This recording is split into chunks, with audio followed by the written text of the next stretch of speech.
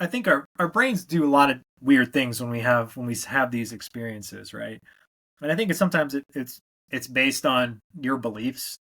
So sometimes our first thing is to explain it away, right? They were in a liminal state, they were dreaming, they weren't quite awake, their brain wasn't really functioning like it could, and it saw something and interpreted it as something else, right? And I think that's a healthy thing to do. That's the critical thinking part of it. Not everything I see in the dark is a ghost. Sometimes it's just something in the dark, right? um, so I think that's a healthy way to look at it. I always tell people it's okay to be enchanted. It's okay not to have the answers.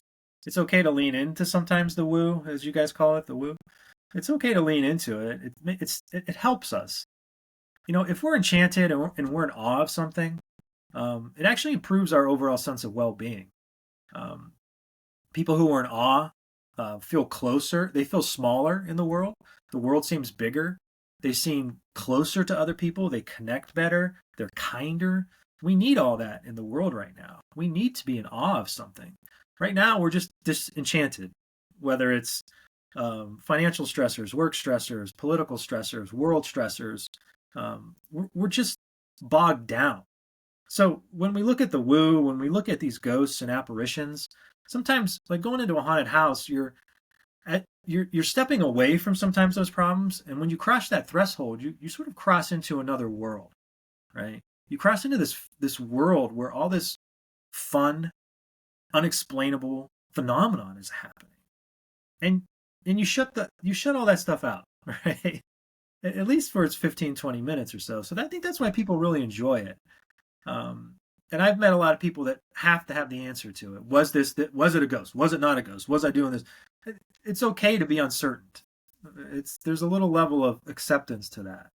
Do, do you have any fear of going into a haunted house and having a buddy come with you home? Oh yeah, yeah. I think that's something that um, I think we all have that sort of fear because again, we read about it, we see it on TV.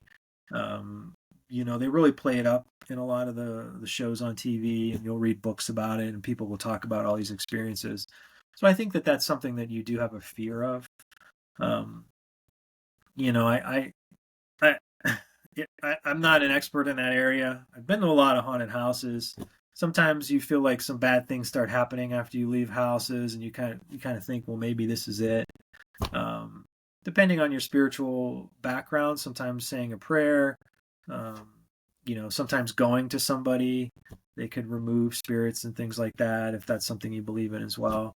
So there's avenues to go down. Um,